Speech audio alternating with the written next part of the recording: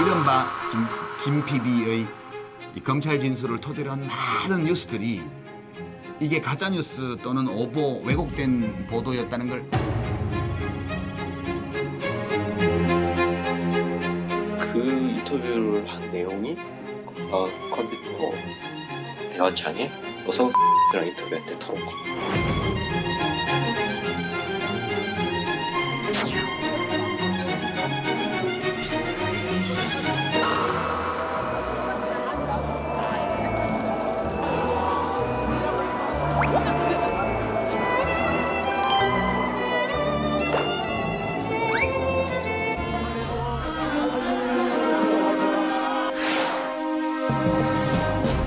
자, 이 자리에 오신 여러분, 옆 사람을 다시 한번 축하합시다. 참으로 잘 나오셨습니다. 백성과 함께 가리 두 손을 잡고. 우리 사회에는 거칠고 어지러운 말과 글을 쓰는 일이 늘어납니다. 곱고 가지런한 말과 글을 쓰자는 운동이 끊이지 않지만 결과는 만족스럽지 못합니다. 오늘 우리는 세종대왕의 뜻을 다시 새겨야 합니다.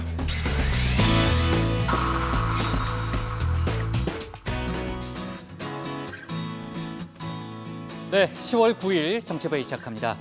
공휴일에 보니까 더 반갑네요. 아니, 저는 아닙니다. 예. 반가워요. 반갑다, 네. 반갑다는 줄 알아요. 저기 최 반장, 웅동학원 비리 의혹을 받고 있는 조국 장관의 동생에 대한 구속영장이 어제 기각이 됐잖아요. 검찰이 반발하고 있다면서요. 오늘 새벽에 기각이 됐고요. 오늘 새벽이에요. 네, 법원의 판단은 일단 뭐 증거가 광범위하게 수집이 됐고 혐의에 좀 다툼의 여지가 있다. 그리고 네. 또 이 조 장관 동생의 뭐 건강 상태도 좀 고려가 됐다라고 했는데요. 네. 일단 검찰은 지금 뭐 영장실질심사에도 나오지 않은 피의자에 대해서 영장이 기각된 건 좀 이해가 안 된다, 납득할 수 없다라면서 다시 영장을 청구하겠다라는 계획을 검토를 하고 있습니다. 네, 전반적으로 좀 까칠한 것 같은데 막 팩트도 교정하고요. 그렇죠? 고 반장.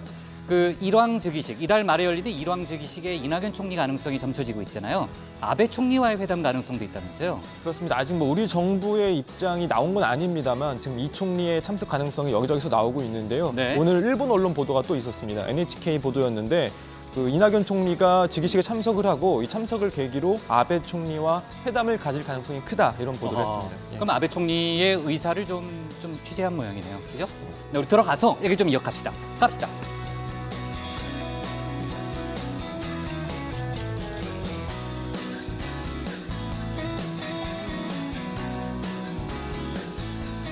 네, 반장들 자리에 앉았으면 정치보를 시작하죠.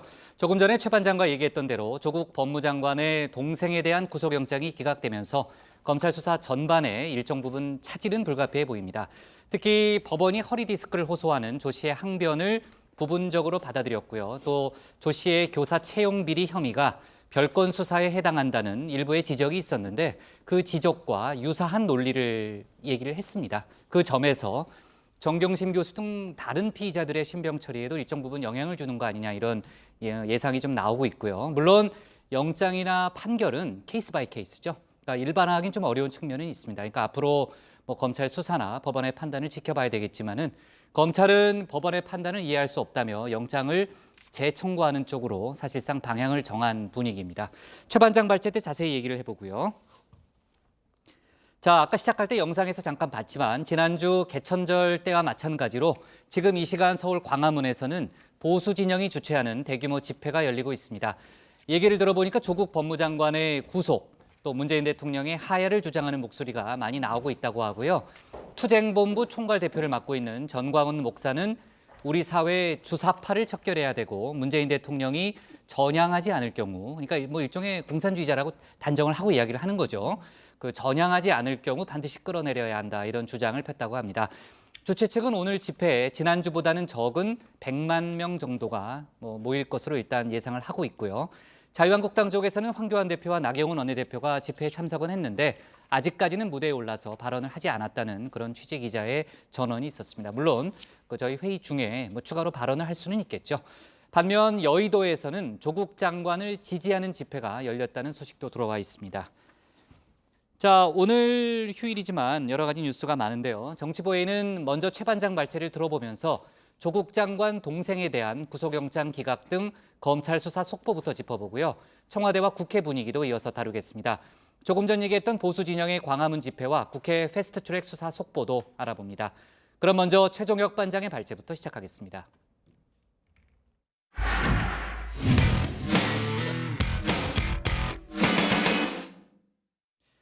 조국 장관 동생에 대한 구속영장이 오늘 새벽 기각됐습니다. 법원은 주된 혐의에 대한 다툼의 여지가 있다는 점을 밝혔는데요. 검찰의 무리한 수사에 법원이 제동을 건 것이다. 이런 해석도 나오는 가운데 검찰은 영장 심사를 포기했음에도 영장이 기각된 건 납득할 수 없다고 반발하고 있습니다. 오늘 최 반장 발제에서는 이 소식과 함께 정경심 교수의 재산관리인 진술을 놓고 유시민 노무현 재단 이사장과 KBS 간에 벌어지고 있는 공방 내용도 함께 짚어보겠습니다. 네, 검찰이 조국 장관 동생에게 적용한 혐의는요. 특경법상 배임 그리고 배임 수재와 증거인멸 교사입니다. 자, 먼저 배임은요. 웅동학원의 허위소송 의혹 그리고 나머지는 이 교사를 채용하면서 금품을 받았고 또 관련 증거를 없애라고 한 의혹에 대한 혐의입니다. 자, 명재권 부장판사 각각 판단을 내렸는데요. 먼저 허위소송의 경우 다툼의 여지가 있고 증거가 광범위하게 수집됐다라고 밝혔습니다. 자, 채용 비리도 사실관계를 대체로 인정했다라고 밝혔는데요. 자, 그러면서 조 씨가 수차례에 걸쳐 소환에 응했고 건강 상태와 범죄 전력 등을 참작하면 구속하지 않아도 된다라고 판단을 했습니다. 자, 검찰 강하게 반발하고 있는데요.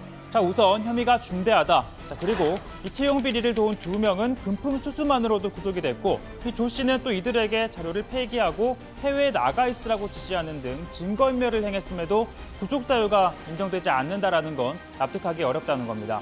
자, 또 다른 이유도 있는데요. 우선 그 전에 이 설명 한번 들어보시죠.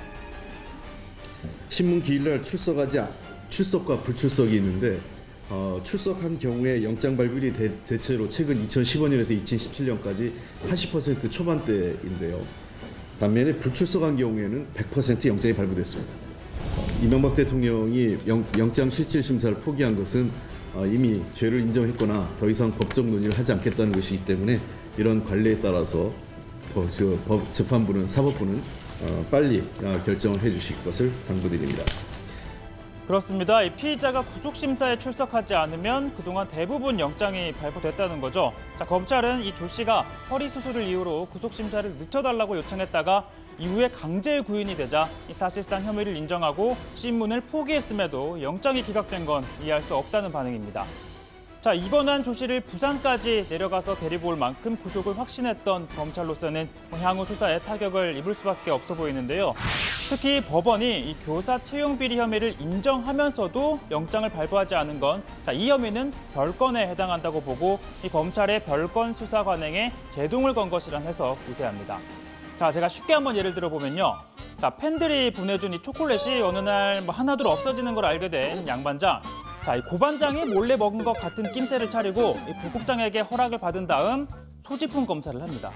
그런데 이 고반장 가방에서 신반장의 연필이 나오는데요. 사실 이 초콜릿은 초반장이 몰래 먹었지만 정작 이는 확인하지 않고 고반장에게 왜 신반장 연필을 가져갔냐라고 혼을 냅니다. 그러니까 이 고반장 입장에선 굴레복적인 양반장의 초콜릿과는 아무 관련이 없는 이유로 야단을 맞는 일종의 억울한 상황이 벌어지게 되는 거죠. 자, 사실 그동안 검찰 이 하나의 사건에 저인망식 수사를 하고 이 별도의 혐의를 찾아내서 조사받는 사람을 압박해 나가는 방식으로 수사를 해왔다라는 비판 받아왔죠. 자, 그러다 보니까 조국 장관도 검찰개혁의 하나로 이 별건 수사를 금지하고 하려면 이 고등검사장에게 미리 보고하도록 하는 등 통제키로 했습니다. 국민의 인권을 존중하고 절제된 검찰권을 행사하도록 잘못된 수사 관행을 바로잡겠습니다. 심야 조사를 원칙적으로 폐지하고 장시간 조사, 부당한 별건 수사를 금지한 등 국민의 인권을 보호하겠습니다. 자, 그리고 검찰 이 3차례 소환 조사를 진행한 정경심 교수에 대해서도 구속영장을 청구하는 방안 검토하고 있는데요. 자, 이런 상황에서 유시민 노무현 재단 이사장 이 정 교수 자산관리인이 이 김경록 씨와의 녹취를 공개했습니다. 자, 정 교수는 오촌 조카에게 사기를 당한 피해자라고 주장합니다.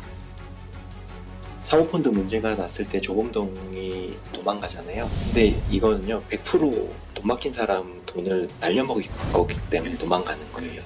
반대로 얘기하면 얘가 사기꾼이라고 저희가 입증을 한 거거든요. 조범동이 사기꾼이다라고 생각을 하고 그림을 보면 매우 단순하지. 그게 아니니까 복잡한 거예요 네. 지금. 근데 자, 김 씨는 이 정경심 교수 자택에 가서 컴퓨터 하드디스크를 교체해주고 또 정 교수와 함께 이 동양대로 내려가 연구실 컴퓨터를 외부로 반출하는 등 이 증거인멸을 도왔다는 의혹도 받고 있죠. 여기에 대해서는 또 이렇게 말합니다. 뭐라고 했어요 정 교수가 그 하드디스크 드라이브 문제에 관해서는 떼서 뭐 어떻게 한다 그런 얘기를 했어요? 일단 제가 처음에 내려갔던 거는 그 유리한 자료들을 확보를 해야 되겠다. 그게 나한테 유리한 거죠? 네. 유리한 자료들을 확보를 해야 되겠다. 그러면 그걸 떼서 어떻게 하자고 했어요? 없애라고 했으면 제가 이미 다 없앴을 거예요. 뭐 시간도 많았고. 자, 이 김경록 씨 이미 검찰 조사를 받았죠. 그런데 유시민 이사장은 김 씨가 검찰에 출석하기 전 KBS와 인터뷰를 했는데 이 KBS가 인터뷰 내용을 검찰 측에 알려준 정황이 있다라고 주장했습니다. KBS 법조팀장하고 9월 10일 날 이미 인터뷰를 예. 했어요. 9월 10일 날. 네, 9월 10일 한 달 전이네요. 예, 한 달 전. 이게 방송 안 나왔죠? 안 KBS에서. 나왔죠. 그러니까 보도도 안 됐고요. 그 자기가 인터뷰한 사실과 그 인터뷰한 내용과 예. 심지어 인터뷰에서 말하지 않은 것까지 포함해서 실시간으로 거의 검찰에 다 들어갔고요. 자, 그러나 KBS는 곧바로 이 전혀 사실과 다르다고 반박을 했죠. 자, 김 씨의 인터뷰는 인터뷰 다음 날 방영이 됐고 이 내용이 검찰에 전달이 됐다는 주장도 이 김 씨의 증언을 교차로 검증하기 위해 일부 사실관계를 검찰에 다시 확인한 것이라고 밝혔습니다. 자, 그러자 유시민 이사장 이 두 가지 해명 모두 문제가 있다며 다시 또 반박을 했는데요. 자세한 내용은 들어가서 다뤄보겠습니다. 자, 오늘 발제 이렇게 정리합니다. 조국 동생 영장 기각, 법원 별건 수사 제동 권하입니다. 네, 유시민 이사장의 이제 유튜브 방송을 놓고 마지막에 이제 최 반장이 설명했던 대로 유 이사장과 KBS 간의 공방이 커지고 있습니다. 어제 KBS가 반박을 했고 오늘 다시 유시민 이사장이 재반박하는 그런 일이 벌어졌는데 하나하나 좀 따져볼까요, 양 반장? 예, 일단 뭐 유시민 노무현재단 이사장은요 어제 이 김경록 씨가 자산관리인 김경록 씨가 KBS와의 인터뷰를 했는데 기사는 나오지 않았다. 앞서 보신 것처럼 그렇게 주장을 했습니다. 또 이 김경록 씨가 인터뷰 직후에 검찰의 조사를 받으러 갔는데 자신이 KBS하고 했던 인터뷰를 그 내용을 검찰이 다 알고 있었다. 그래서 KBS 법조팀과 검찰이 유착관계다. 이런 의혹을 제기하는 겁니다. 그 얘기 한번 다시 들어보시죠. 검찰이 조사받으러 들어왔는데 그 메신저 대화창으로 추정되는데요. 대화창. 그러니까 KBS하고 인터뷰했어. 털어봐. 그다음에 김경록 집까지 조국이 쫓아왔다는데 사실인지 털어봐. 이런 내용이 다른 검사가 아마 이제 정보를 수집해서 예. 그 조사 검사한테 준 거겠죠, 그렇게. 예. 그러니까 이거는 거의 실시간이잖아요. 아니 공영방송의 법조팀장이 이 중요한 검찰적 증인을 인터뷰를 하고는 기사도 안 내보내고 검찰에다가 그 내용을 거의 실시간으로 흘려보낸다는 게 이게 도대체 이게 가능한 일인가 싶은 생각이 막 들더라고요, 저는. 네, KBS는 의혹을 반박하면서 허위사실 유포에 대해 법적 대응을 하겠다라고 밝혔습니다. KBS는 김 씨의 주장 가운데 사실관계를 분명히 할 필요가 있는 부분을 검찰 취재를 통해 확인한 적이 있다면서 인터뷰 내용을 일부라도 문구 그대로 문의한 적이 없고 내용 전체를 검찰에 전달한 적이 없다라고 강조했습니다. 아울러 KBS가 보도하지 않았다는 주장에 대해서도 인터뷰가 진행된 바로 다음 날인 9시 뉴스에 두 꼭지로 보도됐다라고 반박했습니다. 네. 자, 하지만 이런 KBS의 입장에 대해서요. 유시민 이사장이 오늘 다시 재반박을 했는데 어떤 내용이에요, 신 반장? 네, 유 이사장이 오늘 아침 라디오 인터뷰를 통해서 이 KBS 측의 반박을 재반박했습니다. 김 씨의 주장을 검찰에 확인한 것에 대해선 팩트 확인을 왜 검찰에 하냐라고 주장하면서 김 씨와 검찰은 피의자 대 검찰로 대립하는 관계였는데 그 내용의 사실성 여부를 검찰에 확인하는 건 취재가 아니다 이렇게 주장을 했습니다. 자, 이튿날 김 씨와의 인터뷰 내용을 보도했다는 데 대해서도 검찰발 기사를 뒷받침하기 위해 김 씨의 증언 한두 문장을 잘라 쓴 건 인터뷰 기사가 아니다라고도 주장했습니다.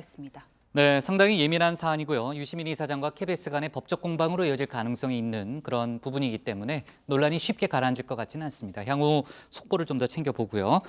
자, 이 논란과 별개로 이제 김 씨, 어제 나온 재산관리인 김 씨는 정경심 교수가 사기를 당한 피해자라고 주장을 한 거죠. 네, 이 김 씨는 지금 뭐 정경심 교수의 하드디스크를 교체해주고 또 동양대에 있던 컴퓨터를 외부로 반출한 혐의를 등을 받고 있는데요.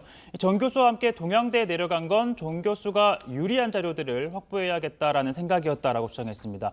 그러면서 이 구속 기소된 조범동 씨가 사기꾼일 가능성을 제기하면서 이 조 장관 부부는 피해자이지 뭐 권력형 범죄가 아니다라고 주장을 했고요.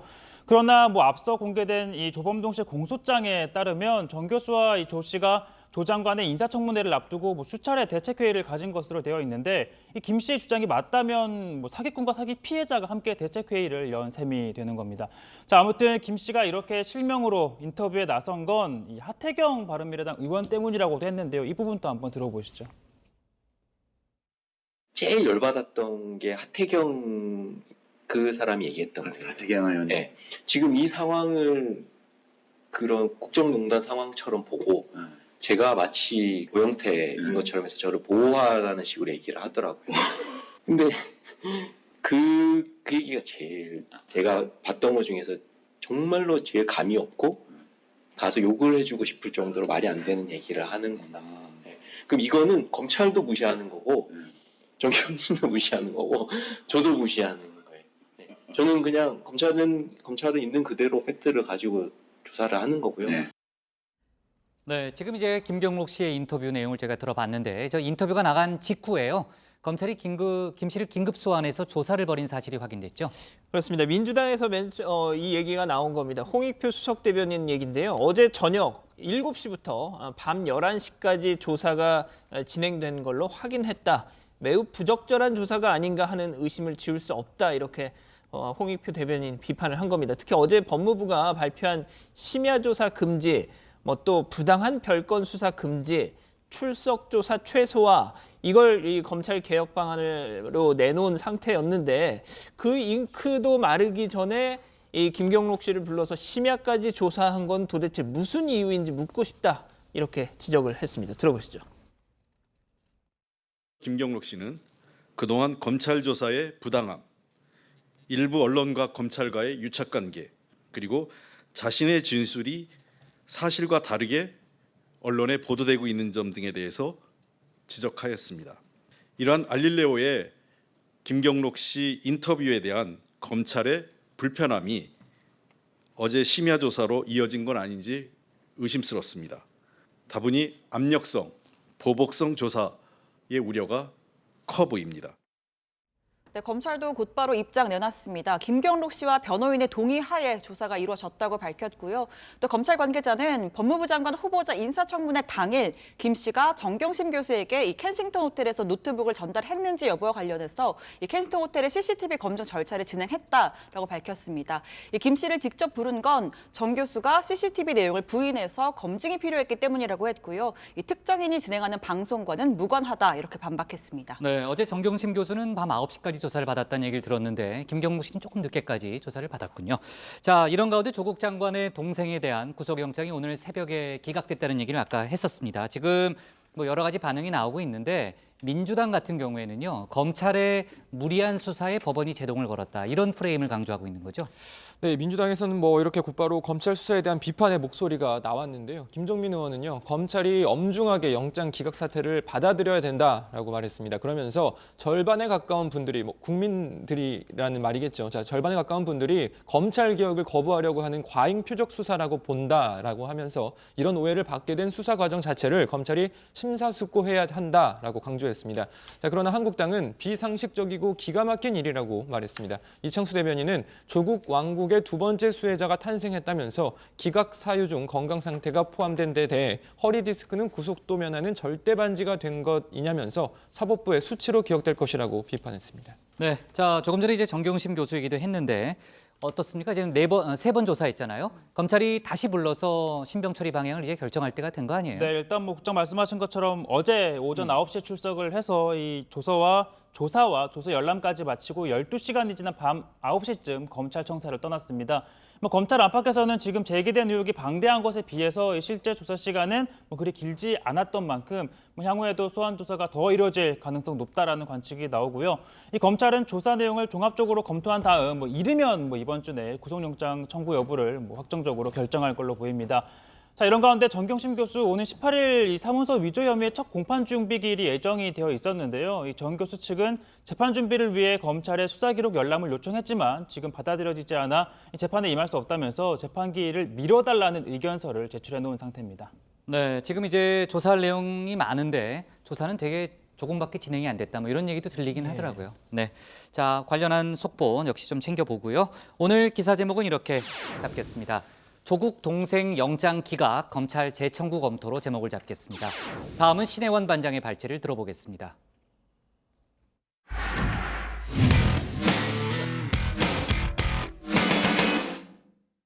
네, 오늘 한글날에 정치보위를 하고 있는데요. 문재인 대통령이 일제강점기 한글을 지켜낸 독립운동가의 정신을 되새겨야 한다는 메시지를 냈습니다. 독립운동가 정신을 재조정하면서 일본의 수출 규제 극복 의지를 다시금 강조한 것으로 풀이되고 있습니다. 한글날 주제, 정부 주제 경축식은 서울 광화문 광장에서 열렸죠. 이런 가운데 정치권에서는 어제 법무부가 발표한 검찰 개혁 방안에 대해서 상반된 평가가 나오고 있는데 신 반장 발제에서 두 가지 소식을 자세히 짚어보겠습니다. 네, 10월 9일 오늘은 한글날입니다. 최근 청와대 발제에서 제헌절, 광복절, 개천절 여러 기념일을 전부 소개한 듯한데요. 말인즉슨 다정회는 공휴일에도 항상 열일한다라는 의미겠죠. 자, 어제 국정감사에선 꽝짓이라는 단어가 등장했습니다.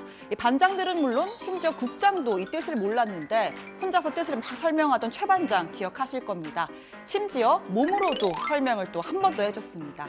자, 알고 보면 브레인 국문학과 출신 이 최 반장에게 한글날의 의미를 들어보겠습니다. 나는 나의 훌륭한 백성들을 굽어살피는 임금 세종이요. 나란 말씀이 둥기게에 달아 문자와로 서로 사맞디 아니할세 1446년 국민정음을 만들도다. 이후 일제강점기인 1926년 지금의 한글학교인 조선어연구회에서 가갸나를 지정하고 이후 한글날로 명칭을 바꾼 뒤 오늘날 제573돌 한글날을 맞게 됩니다. 네, 이제는 세계로도 뻗어가는 한글입니다. 언어 순위를 매기는 세계 언어 목록 에스놀로그에 따르면 전 세계 한국어 사용자는 2018년 기준 7,720만 명으로 세계 13위라고 합니다. 또 한류의 확산에 힘입어 한국어 교육을 하는 국가도 아주 빠르게 늘고 있습니다. 우리나라에서도 이 고유의 말을 지키려는 노력이 이어지는데요. 이 제주도에선 도내 초등학생 합창단이 이 제주어로 된 동요 맹심어라를 부르는 이색 행사도 있었습니다. 자, 제주어는 이 아래하 등 한글 창제 당시의 고유한 형태, 또 전통 어휘가 많이 남아 있어서 우리말 연구에 아주 중요한 의미가 있다고 합니다.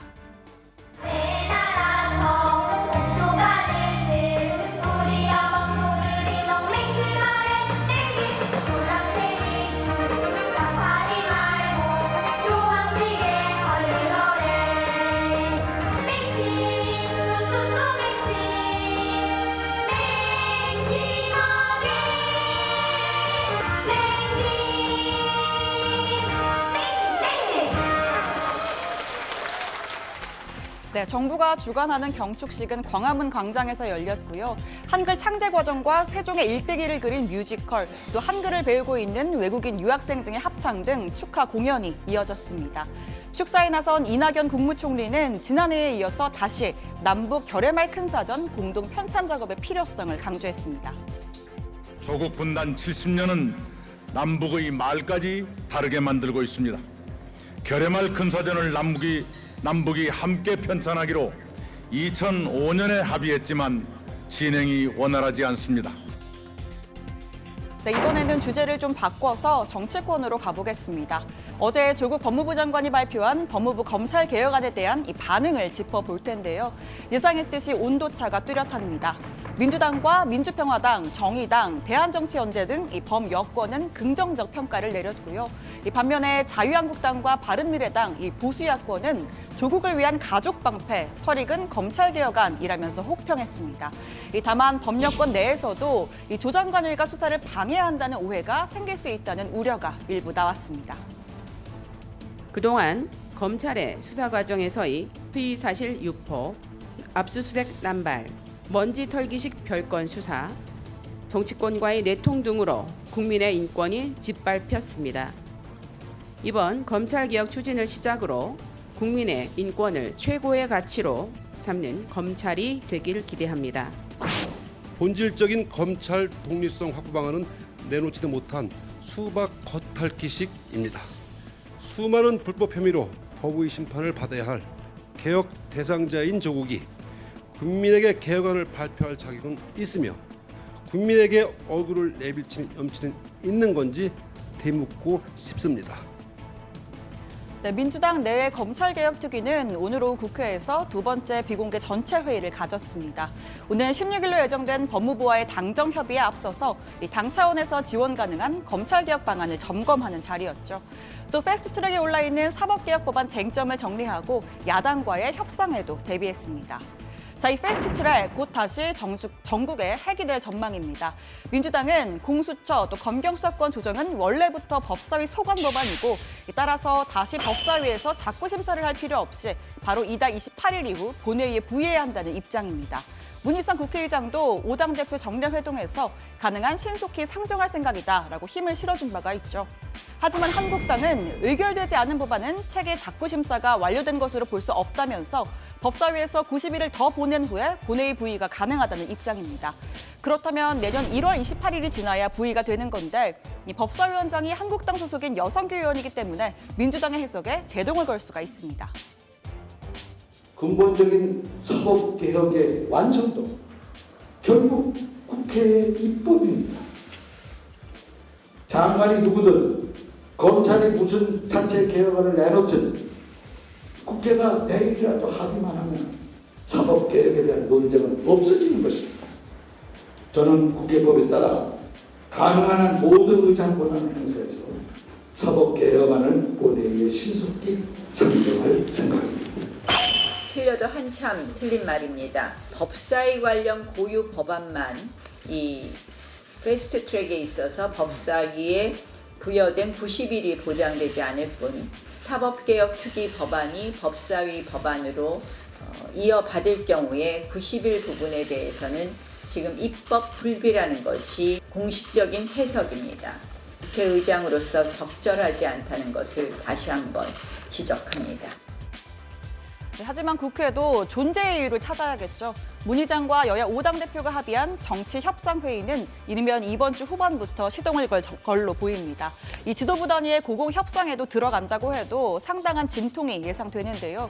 이 공수처 설치는 아예 찬반이 갈리고 또 검경 수사권 조정 또한 이 수사 지휘권 폐지, 경찰 수사 종결권 부여 등 강론에서의 입장 차이가 큰 상황입니다. 정치협상회의가 향후 문재인 대통령과 야당 대표들이 만나는 영수회담으로 이어질지까지도 관심인데요.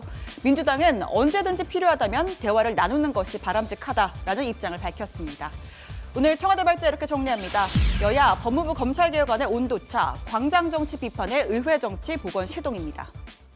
네, 민주당이 오늘 검찰개혁특위 회의를 이제 열고 있기 때문에 혹시 관련한 속보가 들어오면요, 저희가 다시 한번 짚어보는 걸로 하고, 최 반장이 공문과죠. 공문과긴 한데 예전에 고 반장 아마 기억할 거예요. 반장들이 수능 언어 영역을 풀어보는 시험을 한번 저희가 했었잖아요. 네, 제 발제 때 했어요. 그죠? 네. 그때 최 반장이 3등인가 4등인가 하지 않았어요? 네, 맞습니다. 신 반장이 1등을 했고요. 아슬아슬하게 제가 2등을 했었어요. 아, 그렇죠. 고 반장이 네, 2등이었죠. 최 반장이 3등. 4등이었죠. 아, 양 반장이 4등이었나요? 제가 요즘 개인적인 사정으로 일본어 공부를 하고 있어서. 아, 그렇죠. 아, 그래요. 양 반장은 수학이 세죠.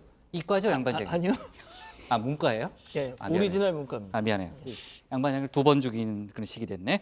자, 좋습니다. 한글날 얘기 조금 더 이어가면요. 문재인 대통령이 한글날 메시지를 냈습니다. 일제 강점기의 한글을 지킨 독립운동가의 정신을 되새긴다. 이런 얘기를 했는데 역시 이제 최근 일본과의 갈등, 극일 메시지의 연장선상에 있다. 이렇게 볼 수도 있겠네요. 예, 그렇습니다. 문재인 대통령 한글 탄생 573도를 맞아서 축하 인사를 했습니다. 올해 이 3.1 독립운동 100주년, 대한민국 임시정부 100주년에 맞는 뜻깊은 한글날이다 라면서 이 573년 전 한글을 창제한 세종혁 대왕이라고 아까 나오던데 이 세종대왕이죠. 세종대왕의 애민 정신과 일제 강점기 한글을 지켜낸 독립운동가들의 이 민족 정신을 되새긴다 이렇게 얘기를 했습니다. 이어서 일제 강점기에는 한글을 지키는 게 곧 독립운동이었다.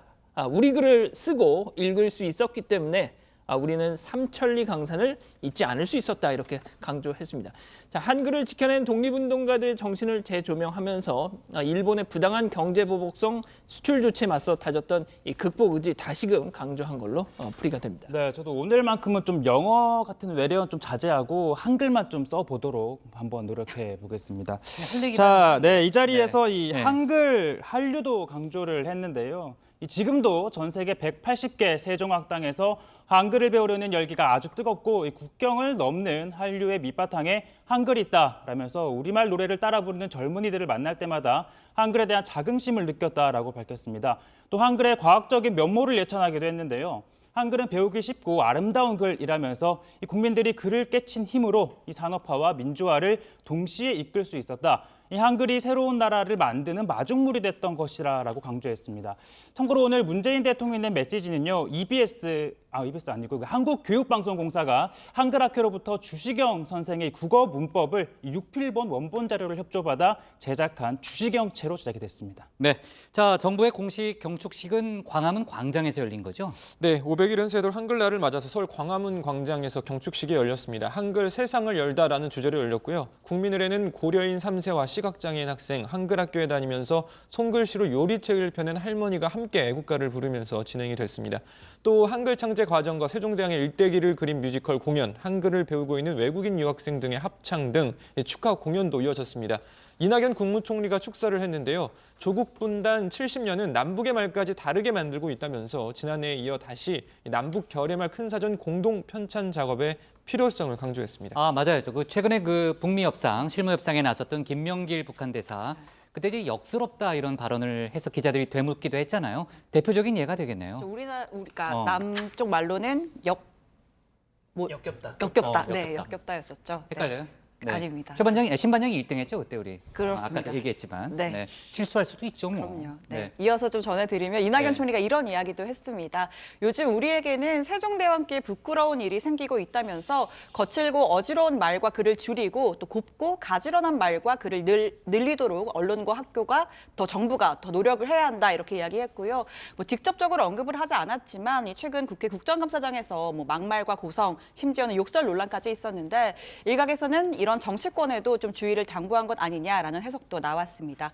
또 이낙연 총리 불필요한 외국어 사용을 줄이고 전문 용어도 쉬운 우리말로 바꿔야 한다고 당부했습니다. 네, 여야가 오늘 한글날에 논평을 냈는데 민주당은 한국당의 막말 논란을 지적했고요.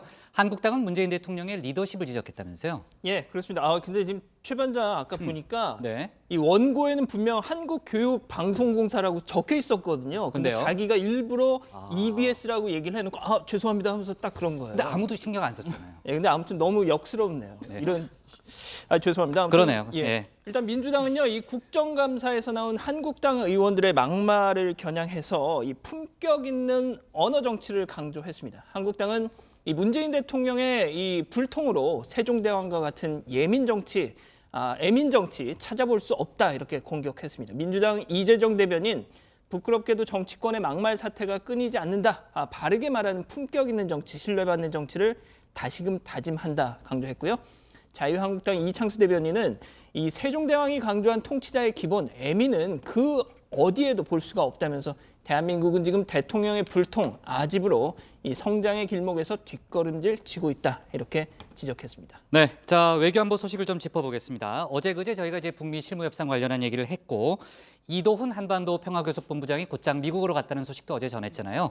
한미일 북핵협상 수석대표 회의가 열렸다면서요? 네, 미국을 방문 중인 이도훈 본부장이 현지 시각으로 8일 스티브 비건 미 국무부 대북 특별대표와 또 다키자키 일본 외무성 아시아 대양주 국장 등과 만나서 한미일 3자 협의를 가졌습니다. 자, 이에 미 국무부는 완전한 비핵화를 달성하고 한반도의 항구적 평화를 가져오기 위한 한미, 미일 그리고 한미일 3국 간의 지속적이고 긴밀한 대북 조율의 중요성을 재확인했다 이렇게 소개를 했는데요. 자, 여기 논평에서 보시는 완전한 비핵화라는 표현이 이 기존의 미국이 했던 최종적이고 완전하게 검증된 비핵화 등에 비해서는 뭐 다소 포괄적이고 완곡해졌다 이런 분석도 나오고 있고요. 이 스톡홀름 실무협상 내용을 공유하고 또 협상 결렬에 따른 후속 대응 방안을 중점적으로 논의한 걸로 보입니다. 네, 다만 북미 실무 협상이 언제 다시 재개될지는 미지수인데요. 북한 매체 조선신문은 어제자 기사에서 한미 연합군 이 군사 연습과 이 추가 대북 제재 등으로 이 북미 관계를 퇴보시킨 미국의 책임을 확실히 짚고 넘어갈 것이라고 강조했습니다. 또 이도훈 본부장의 방미에 대해서도 외교부 본부장을 급히 워싱턴으로 파견했으나 미국의 눈치를 살피느라 볼장을 못 보는 남조선이 도대체 무슨 역할을 한다는 것인가 하고 아연해하고 있다라고 우리 정부를 비난하기도 했습니다. 네, 자 좋습니다. 오늘 청와대 발제는 이렇게 바로 정리할게요. 문 대통령 한글 지켜낸 독립운동가 정신 되새겨로 제목을 잡겠습니다. 다음은 양원보 반장의 발제를 들어보겠습니다.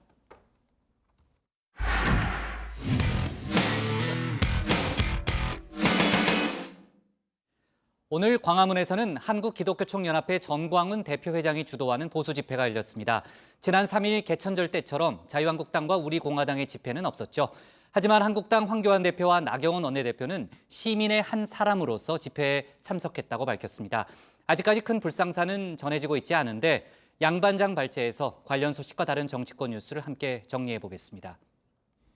예, 그렇습니다. 한국기독교총연합회 대표회장이자 사랑제일교회 담임 목사 전광훈 목사가 총괄 대표 맡고 있는 문재인 하야 범국민투쟁본부. 자, 지난 3일 이 개천절에 이어서 오늘 한글날 보신 것처럼 2차 집회 광화문에서 지금 열렸습니다. 지금도 진행 중에 있는데요. 오늘도 보신 것처럼 저렇게 많은 인파가 몰렸습니다. 물론 뭐 기억하시겠지만 지난 3일만큼은 아니라는 게 중평입니다. 자, 어쨌든 오늘 집회 전광훈 목사가 주도한 때문이었는지 뭐랄까요, 약간 좀 종교 행사 느낌으로 진행되는 그런 시기였습니다. 이미 한 차례 논란이 된 바 있었죠. 집회 도중에 헌금 걷기. 오늘은 아예 그냥 행사 시작 전부터 헌금 독려를 저렇게 하는데요. 특히 이 문제는 어제 중앙선관위 국정감사에서도 논란이 있었습니다.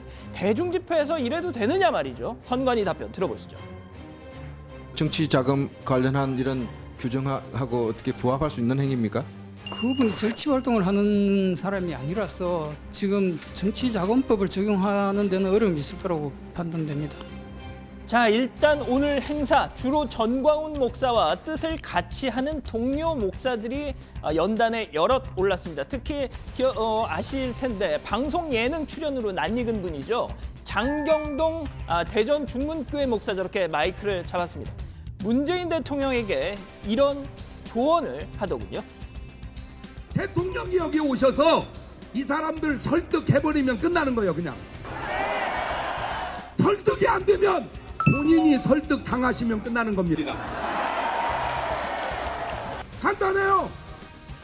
자, 장 목사는 특히 전광훈 목사에 대해서 알고 보면 그렇게 나쁜 사람 아니다 라면서 인상적인 촌평도 남겼습니다. 이렇게 말이죠.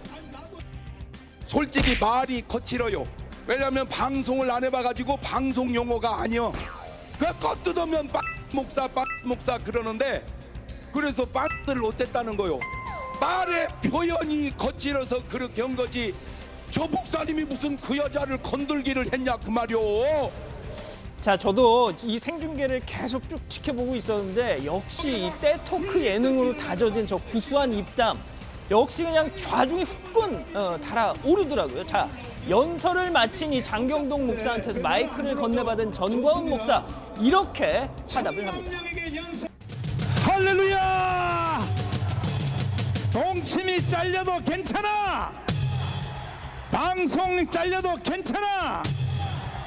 어쩐지 요즘 그 무슨 팀이 거기 토크쇼 안 나오는 것 같더라고요. 그래서 그래서 그랬군요. 자, 다음 소식입니다. 들어가서 집회 소식은 더 전해드리고요. 예, 이 어제 여상규 국회 법사위원장 욕설 논란 제가 전해드렸죠. 정말 이 사람 심리라는 게 묘합니다. 이 여상규 위원장 말 한마디 잘못해서 지금 사방팔방 얻어맞고 있는데 아이고 나도 조심해야겠구나라고 생각하는 게 인지상정일 텐데 이런 불조심 강조 기간에 오히려 나 보란 듯이 욕설을 날린 의원이 있었으니 바로 이종구 국회 산자 중기위원장입니다. 어제 중소벤처기업부 국감장이었는데요. 참고인으로 출석한 이정식 중소상공인 살리기 협회장 발언 직후에 벌어진 일이었습니다. 자, 대형마트 고발건과 관련해서 아이 검찰 수사 이거 통 믿음이 안 간다. 진짜 검찰 개혁해야 한다라고 했죠. 이렇게요. 아직도 믿지 못하겠습니다. 검찰 개혁을 민생 경제에서 개혁하지 않으면 어디에서 하겠습니까? 사실은 반신반의하고 있는 이 부분. 그래서 청탁금지법에 대해서는 반드시 이게 그 정도 하시죠. 예, 됐습니다. 네. 자, 일단 주제에서 좀 벗어난 주장이다 이렇게 판단을 했던 때문인지 이종구 위원장 들으신 것처럼 자 스톱 그만 이렇게 제지를 했습니다. 그리고 의원들 질의가 더 없으니까 자 증인들 일어나셔서 귀가하셔도 좋습니다. 합니다. 이정식 협회장도 일어나서 저렇게 퇴정을 하고 있죠. 자 그런데 바로 그때였습니다. 이렇게요. 검찰 개혁이라고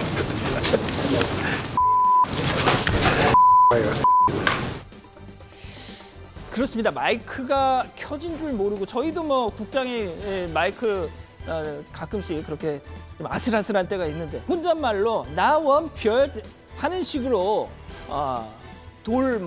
방송인 노홍철 씨 별명으로 통하죠. 그런 얘기를 한 겁니다. 자 그런데 이때부터 그제 법사위 때와 똑같은 상황이 펼쳐지는 겁니다. 현장에 있던 의원들, 보좌진, 기자들 누구도 그 얘기를 듣지 못했던 거죠. 그냥 그렇게 쭉 문제없이 진행되던 국감 역시나 인터넷에서 문제 제기가 나오고 보도가 줄줄이 이어지면서 그제서야 현장에 그 내용이 전달이 된 겁니다. 자, 해당 참고인 국감에 불렀던 민주당 우원식 의원 이렇게 지적합니다. 저는 못 들었는데 이게 기사까지 뜨고 이제 본인이 기사를 보고 항의를 세게 하니까 그래서 국회에서 이렇게 욕설을 듣고 가는 건 적절치 않은 것 같습니다. 그래서 위원장님께서 유감 표명을 좀 하시는 게 좋을 것 같습니다. 자, 이종구 위원장 죄송합니다. 제가 잠시 흥분했었나 봅니다. 라고 할까요? 이어서 들어보시죠. 근데 제가 거기에 뭐 욕설을 했다는 거 이거는 제가 그래서 기억이 잘 안 나는데 뭐 여기 들으신 분들도 없잖아요 지금 그렇죠? 네. 예, 유감입니다. 네, 유감스럽게 생각합니다.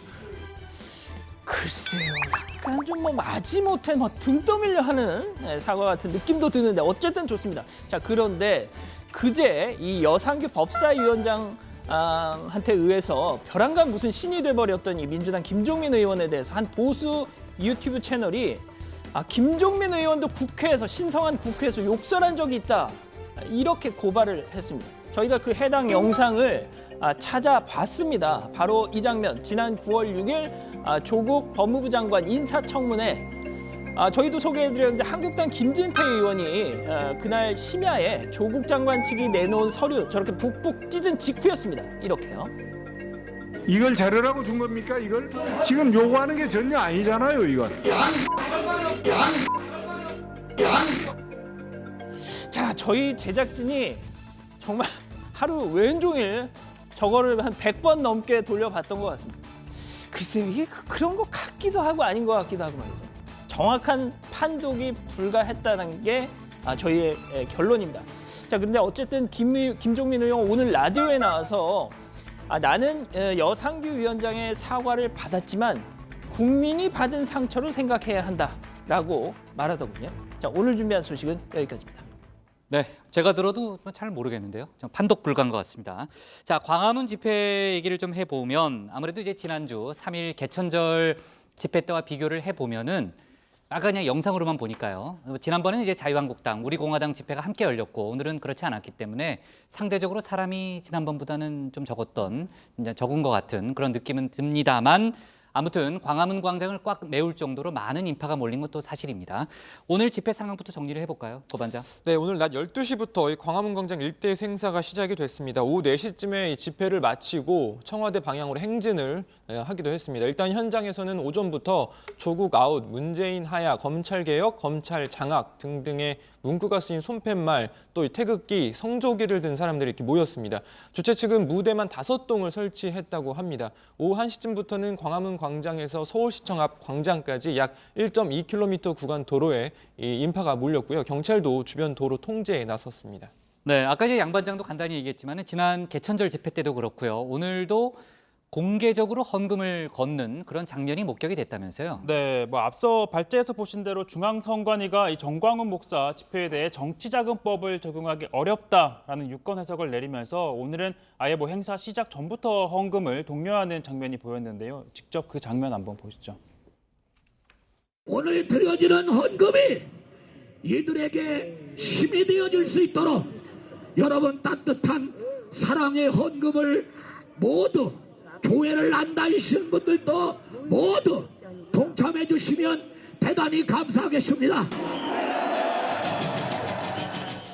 네, 지금 이 조나단 목사의 헌금 동료가 있자 이 연단에 있던 한국당 심재철 의원 보시는 것처럼 곧바로 지갑에서 뭐 5만 원을 꺼내서 헌금함에 넣는 장면이 이 영상에 포착되기도 했습니다.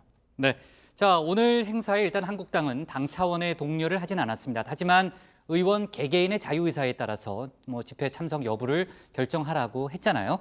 아직 뭐 아까 심재철 의원 얘기는 잠깐 우리가 했는데 얼마나 많은 현직 의원들이 모였는지는 확인이 안 되지만 일단 지도부 중에 황교안 대표라든지 나경원 원내대표는 참석을 한 거죠, 신반장. 네, 참석을 했는데 두 사람이 연단에 오르지는 않았습니다. 그러니까 당이 주도하는 집회가 국론 분열을 부추긴다 이런 지적이 나오고 있고 또 민주당 역시 이 서초동 집회에 의원들의 참여를 자제시키면서 이런 판단을 한 것으로 보이고요. 이 때문에 12일 주말 집회도 일단 취소를 했습니다. 자, 정치인 중에서 마이크를 잡고 연설한 사람은 자유한국당 김진태 의원이었는데요. 자, 김 의원 양복 차림이 아니라 이 카우보이 모자를 쓰고 나왔습니다. 잠깐 들어보시죠. 자, 이제 우리 경쟁 상대는 서초동 촛불 집회가 아닙니다. 분위기 바뀌었습니다. 우리가 이겼다. 네, 또 서울대 광화문 집회 추진위도 이 광화문 광장과는 약간 좀 떨어진 청계광장 쪽에서 조국 장관의 퇴진 집회를 열었습니다. 네. 자 그리고요 지난주 그 서초동 촛불 집회에는 이동식 화장실을 서울시가 설치해줬는데 광화문 집회 때는 설치하지 않았다 이런 그 주장이 좀 나왔었잖아요. 오늘 집회 때는 어땠어요? 예, 그래서 뭐 서울시가 대놓고 이 서초동 촛불 집회만 봐주는 거 아니냐 이런 비판이었죠. 오늘 집회 관전 포인트였습니다. 과연 화장실이 어떻게 될 것인가. 자, 보신 것처럼 광화문 광장 KT빌딩 쪽 앞쪽에 저렇게 보신 것처럼 30개의 간이 화장실이 설치된 게 확인이 됐습니다. 서울시의 요청으로 서울교통공사 측이 가져다 놓은 거였다고 합니다. 자, 지난 3일 집회 때도 화장실 때문에 일부러 그 태극기 집회에 참가한 집회 참가자들이 일부러 뭐 인근 식당, 커피숍을 이용했다 이런 지적들이 많았는데 오늘은 그나마 좀 불편함을 덜었다 이런 얘기가 많더라고요. 신반장, 여의도 국회 앞에서는 조국 장관을 지지하는 문화제가 열렸다면서요? 네, 지하철 9호선 국회의사당역 앞에서 검찰개혁, 조국 수호, 또 우리가 조국이다 등의 문구가 적힌 피켓을 들고 조 장관을 지지한다라는 뜻을 밝혔습니다. 한 온라인 커뮤니티 회원들이 주축이 된 집회였는데 뭐 이 때문인지 주말에 있었던 서초동 집회만큼의 인원이 모인 행사는 아니었습니다. 네, 자 이종구 국회 산자중기위원장의 욕설 논란 어제 저희가 이제 여상규 법사위원장의 그 욕설 논란을 다뤘었잖아요. 근데 오늘 휴일이라서 그런지 몰라도 아직까지 뭐 정치권에서 시끄럽게 반응이 일거나 그러지는 않는 분위기예요. 네, 또 하필이면 오늘이 또 한글날인데 말이죠. 자, 이 여상규 법사위원장 같은 경우에는 동료 의원을 향한 욕설이었지만 이종구 위원장 같은 경우에는 또 이 바쁜 시간을 쪼개서 국회 요청을 받고 참고인으로 참석한 일반 시민이었습니다. 그런 시민을 향해서 한 욕설이었기 때문에 어찌 보면 문제가 더 심각하다라고 볼 수도 있을 것 같은데요. 일단 민주당에서도 오늘이 휴일이라 그런 건지 이종구 위원장 발언을 넣고 윤리위에 제소하겠다 등등의 이야기는 따로 나오지 않고 있습니다. 뭐 윤리위 얘기를 했으니까 말인데요. 최 반장, 지금 아예 윤리위가 없는 상황이라면서요? 네, 지금 뭐 국회윤리위 지난 6월 활동 기한이 끝나서 지금 해산이 된 상태입니다. 그 뒤로도 지금 석 달이 지나도록 뭐 새로 구성이 되지 않고 있는 상태죠. 그러니까 윤리위도 없는 윤리위에 징계안을 제출한 상태입니다. 그럼 뭐 지금이라도 구성을 하면 되지 않느냐라고 하실 텐데 사실 뭐 국감이 끝나면 바로 예산 국회고요. 그렇죠. 그렇게 또 정기국회가 끝나면 곧바로 뭐 총선 모드로 돌입하게 됩니다. 사실상 20대 국회 마지막까지 윤리위는 지금처럼 뭐 공석인 상태로 갈 거란 얘기입니다. 네, 그러면 이제 여상규 법사위원장에 대한 징계 문제도 상당히 뭐 좀 지지부진하다가 뭐 그냥 흐지부지 될 가능성도 상당히 높아 보이네요. 예. 네, 좋습니다. 오늘 기사 제목 이렇게 정리할게요. 광화문선 조국 퇴진, 여의도선 조국 수호로 잡겠습니다. 다음은 고석승 반장의 발제를 들어보겠습니다.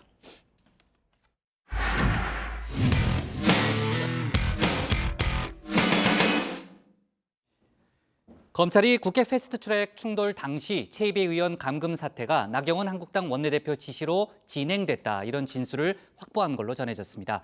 나경원 원내대표가 한국당 의원들에게 최 의원을 나가지 못하게 막도록 지시했다는 건데요. 경찰로부터 패스트트랙 충돌 고소고발건을 모두 넘겨받아 수사 중인 검찰은 관련 진술을 확보한 다음에 나경원 원내대표의 출석을 통보했습니다. 하지만 나 원내대표는 응하지 않고 있는데요. 고 반장 발제에서 자세한 내용 짚어보겠습니다. 네, 현재 검찰에서 진행 중인 국회 패스트트랙 충돌 사태 수사. 어제 새로운 소식이 전해졌습니다. 충돌 당시 의원 감금이라는 초유의 사태가 벌어졌었죠. 충격이었습니다. 대낮에 국회에서 국회의원이 다른 국회의원들에 의해 의원실에 갇혀버리는, 그래서 결국 경찰까지 출동한 충격적인 모습이었죠. 그런데 바로 그 사태 당시 한국당 의원들이 나경원 원내대표의 지시를 받았다라는 진술을 검찰이 확보했다는 소식이 전해졌습니다. 알려진 진술 내용은 좀 구체적입니다. 최이배 의원실에 있던 한국당 의원들 한 사람씩 의원실 안에 있는 화장실로 들어가서 나경원 원내대표로 추정되는 원내 지도부와 전화 통화를 하고 나왔다는 겁니다. 통화에서 의원들은 경찰에게 끌려나가는 모습을 보일 때까지 있어야 한다라는 지시를 받았다는 건데요. 물론 방금까지 말씀드린 내용은 검찰에서 조사를 받은 참고인의 진술을 바탕으로 한 내용입니다. 사실관계 확인이 더 필요하긴 합니다. 검찰이 나경원 원내대표에게 이번 주 조사를 받을 것을 통보했지만 나경원 원내대표 측은 출석에 불응하고 있는 상황입니다. 이번 사태를 수사 중인 서울 남부지검 국정감사에서도 관련 언급이 있었죠.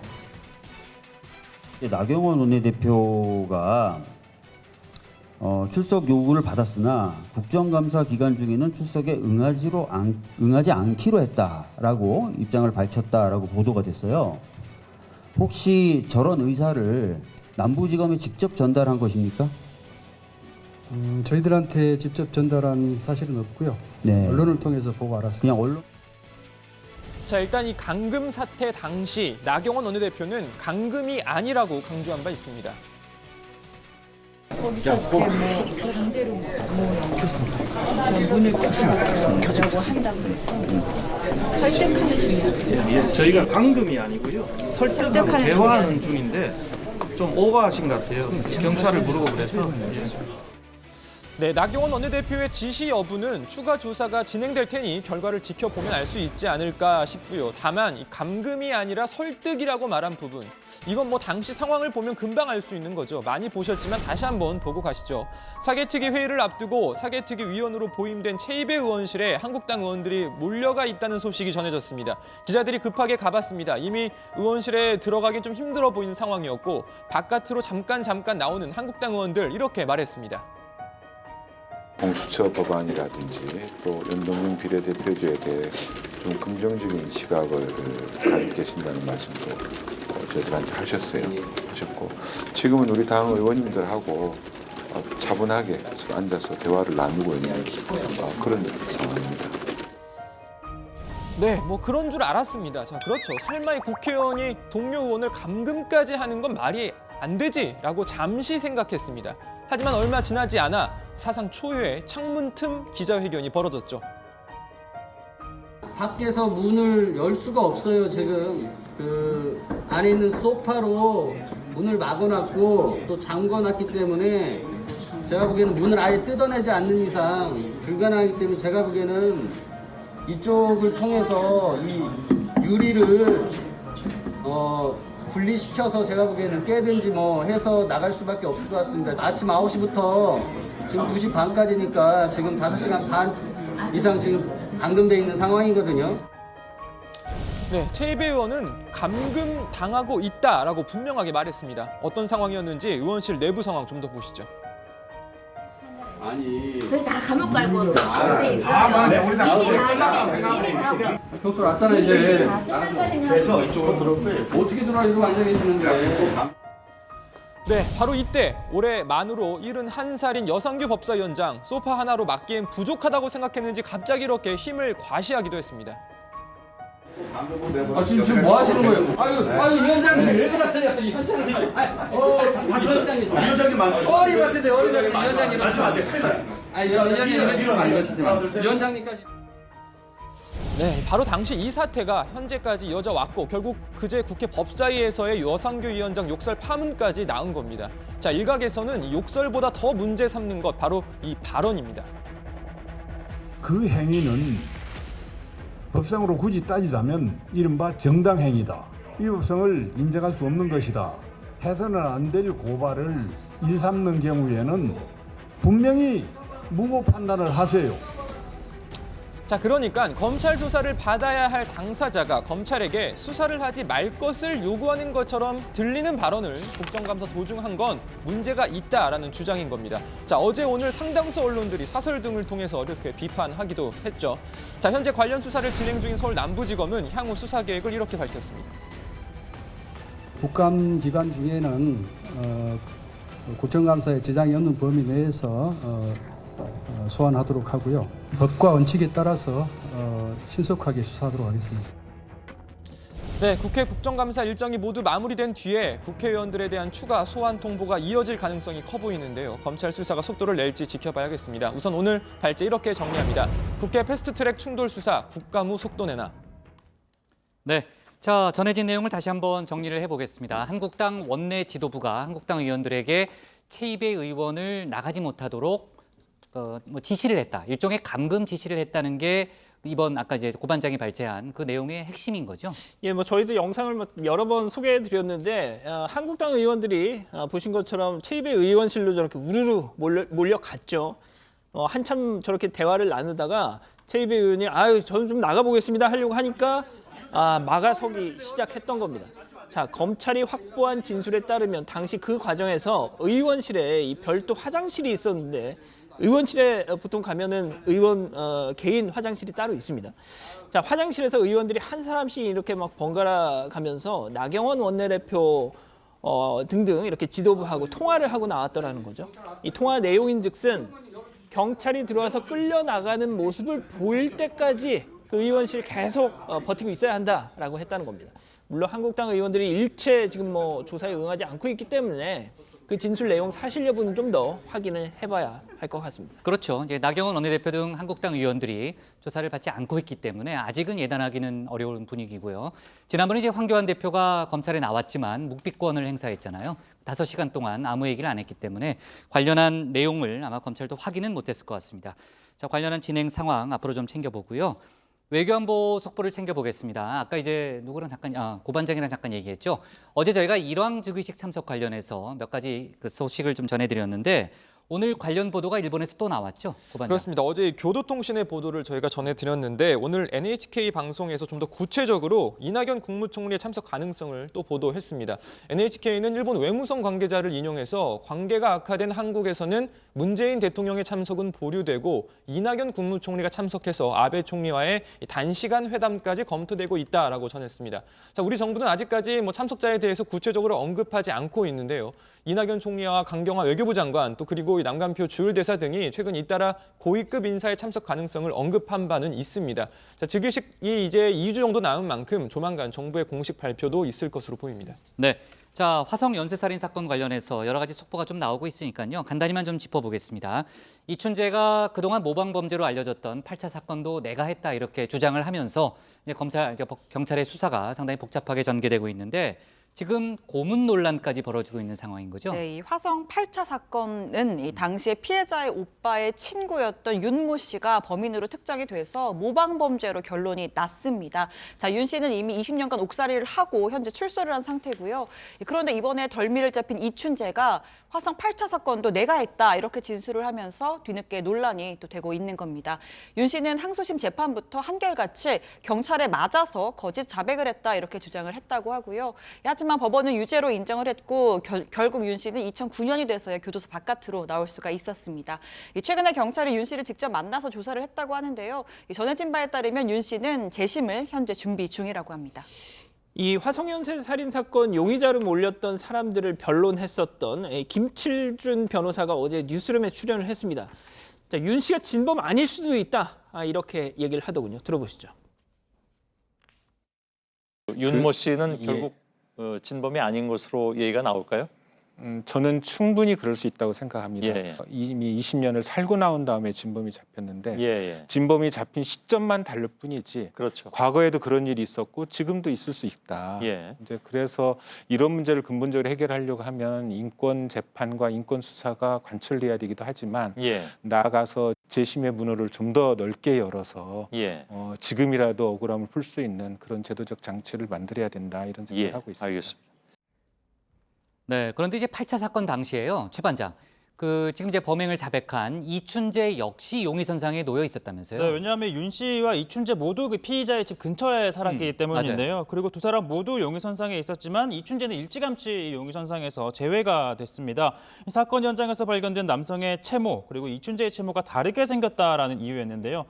자, 일찌감치 용의선상에서 이렇게 제외되면서 이춘재의 채모는 당시 국가수의 방사성 동위원소 검사 대상에서도 빠지게 됐습니다. 이 경찰 관계자 이 방사성 동위원소 분석 비용이 비싸서 당시 모든 채모를 검사하지 못했다라고 밝혔는데요. 이 범인을 검거하고 모방 범죄로 당시 결론을 내리면서 이 사건 증거물은 이미 폐기가 되어버려 이 진범을 가릴 수 있는 DNA 분석 현재는 불가능한 걸로 전해지고 있습니다. 네. 자, 지금 20년간 옥살이를 한 윤모 씨가 재심을 준비 중이라는 얘기는 아까 좀 했고요. 지금 언론들이 이제 인터뷰를 하기 위해서 접촉을 하고 있기 때문에 아마 언론을 통해서 몇 가지 또 얘기를 할 기회가 되지 않을까 싶고요. 지금 광화문 쪽 상황을 저도 이제 영상으로 보고 있는데 그 청와대 앞 쪽으로 좀 이동한 분위기네요. 그렇죠?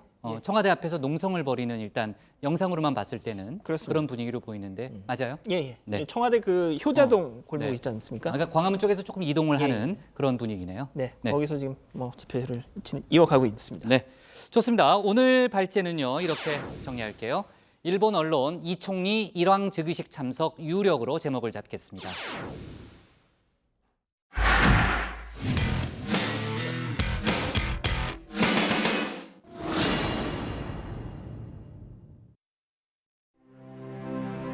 주먹을 꼭 쥔 단발머리 소녀. 어린이들이 그 옆에 앉아 똑같이 주먹을 쥐어봅니다.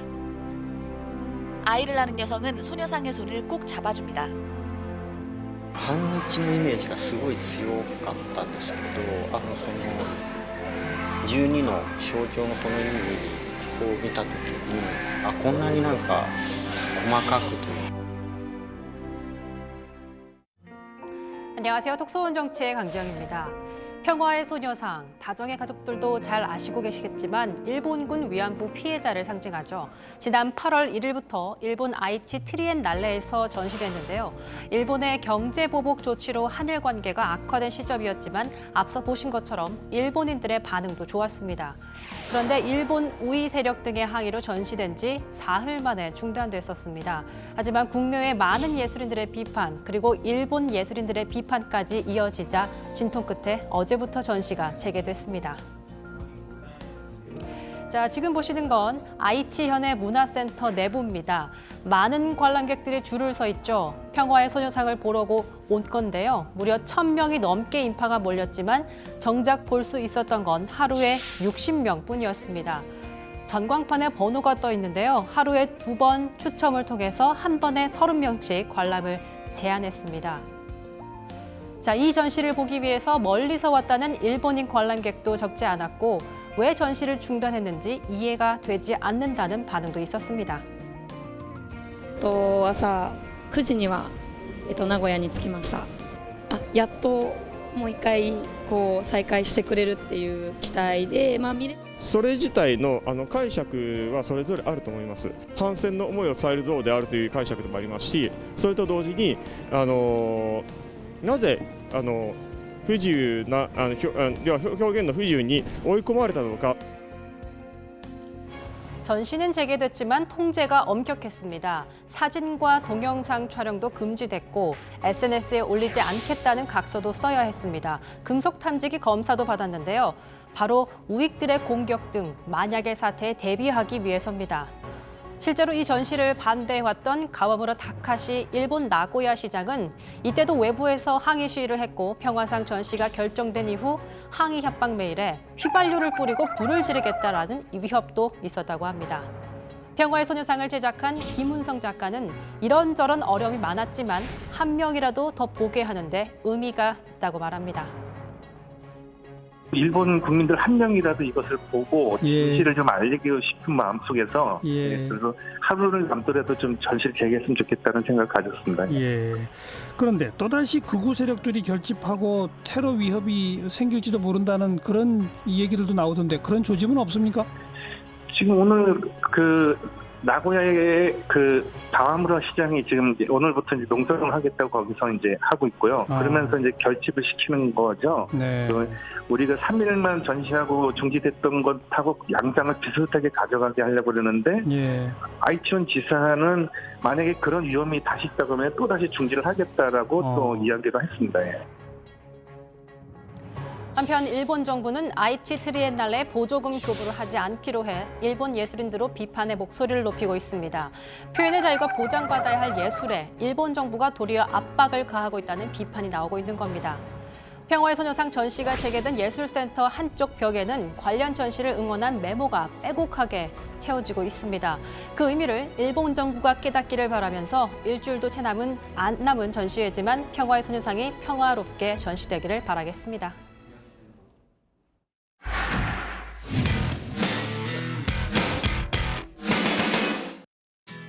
네, 미리 보는 내일 복국장의 60초 프리뷰 시작합니다. 패스트트랙에 올라있는 검찰개혁과 정치개혁 법안 처리를 논의하기 위해서 당대표들이 정치협상회의를 구성하기로 했었죠. 물론 이해찬 대표는 불참한 상황에서 그랬습니다. 이르면 내일 첫 회의가 열릴 걸로 보입니다. 조국 장관 관련 장외 대결이 뜨거워지면서 국회 무용론까지 나오고 있는 상황인데요. 뭔가 반전이 만들어질 수 있을지 다 함께 지켜보겠습니다. 내일 국정감사 역시 조국 국감으로 진행될 것 같습니다. 교육위의 서울대 국감에서는 조국 장관 딸의 장학금 수령 등이 논란이 될 전망이고요. 정무위의 국민권익위 국감도 화약고 중 하나입니다. 클럽 버닝썬 사건에서 이른바 경찰총장으로 불렸던 윤모 총경의 구속 여부가 내일 결정됩니다. 특가법상 알선수재, 직권남용, 증거인멸 교사 등 여러 가지 혐의를 받고 있습니다. 그리고 내일 노벨문학상 수상자가 발표됩니다. 아쉽게도 외신들이 우리나라 작가들을 후보군에 집어넣지는 않고 있는데요. 일본의 경우에는 유명 작가 무라카미 하루키의 수상 가능성에 일본 측이 기대를 걸고 있습니다. 오늘 정치부에는 여기까지고요. 저희는 내일 오후 5시 10분에 다시 찾아뵙겠습니다. 고생하셨습니다. 또 60초 넘었어요? 아니요. 그게 아니라 안 세봤어요? 그동안 신반장이 이 프리뷰할 때 안 잡혔는데 오늘 잡혔어요? 오늘은 잡혔네요.